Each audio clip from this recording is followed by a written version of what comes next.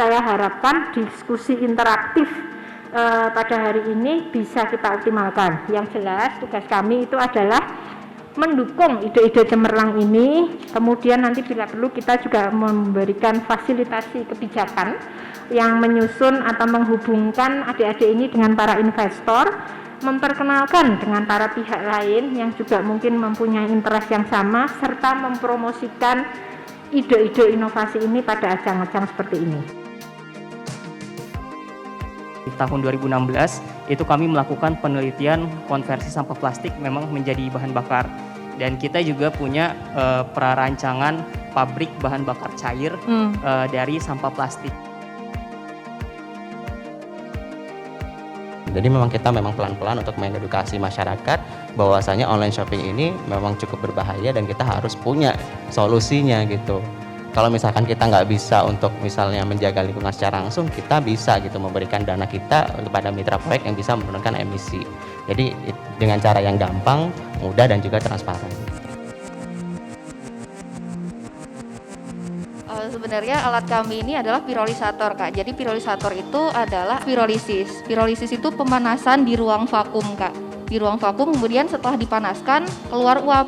Nah, uapnya itulah yang nantinya akan dikondensasi atau dijadikan titik-titik air atau embun. Nah, kemudian airnya itu difilter atau disaring, Kak. Nah, itu jadilah bahan bakar tadi, Kak.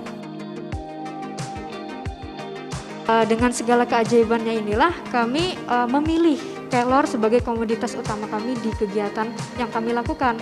Jadi di atas lahan-lahan terlantar tadi kami coba budidayakan tanaman kelor, kemudian kami proses, kami produksi hingga menjadi produk pangan fungsional. Nah, jadi kalau Siap Sendiri itu sebenarnya memberikan layanan kepada unit usaha air bersih, bisa PDAM, bisa PAMSIMAS, ataupun unit usaha air bersih mandiri yang dikelola oleh masyarakat. Nah, lalu apa aja sih? Nah, alatnya itu ada hardware dan software. Lalu Internet of Things-nya itu untuk apa? Yang mengoneksikan antara hardware dan software-nya ini. Jadi nanti data untuk monitoring pH, suhu, TDS, dan kekeruhan, lalu jumlah air yang masuk ke setiap rumah dan air yang keluar dari unit usaha air bersih itu bisa dipantau secara real time dan online. Terkait dengan pengembangan alat ini, kita juga pengembangan manusia.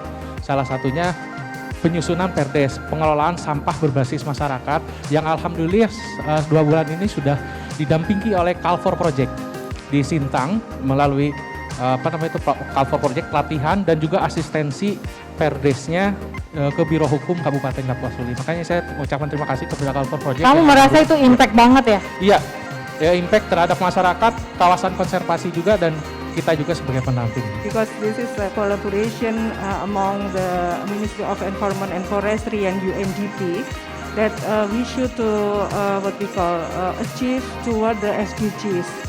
No one left behind, including the young generation.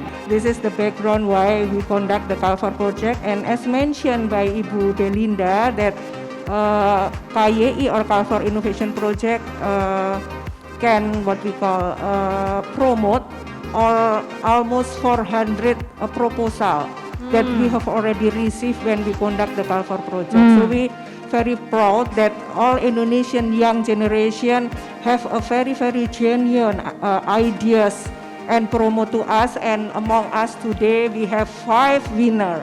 Yeah. So give applause to 5 winners of Calfor Youth Innovation. Rencanakan hidup kalian secara baik dengan data yang baik, dengan riset tadi sudah ya, dengan riset. Nah, pasti nanti ke depan kehidupan lebih baik.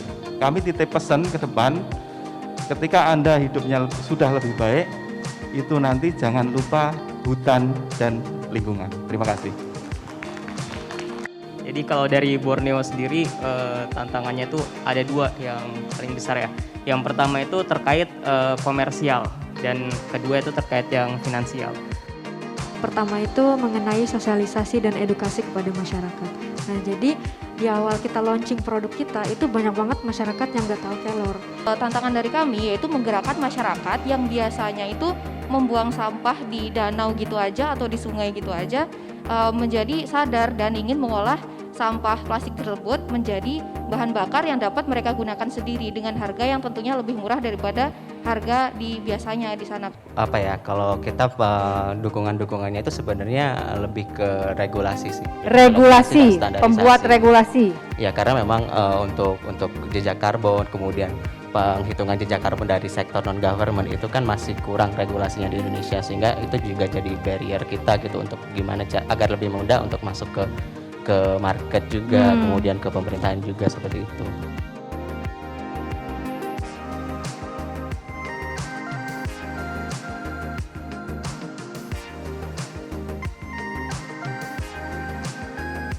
So the behavior change will start from ourselves to save our environment, to designing environmentally friendly innovations that are beneficial to community and world in general needs that need to be supported and encouraged.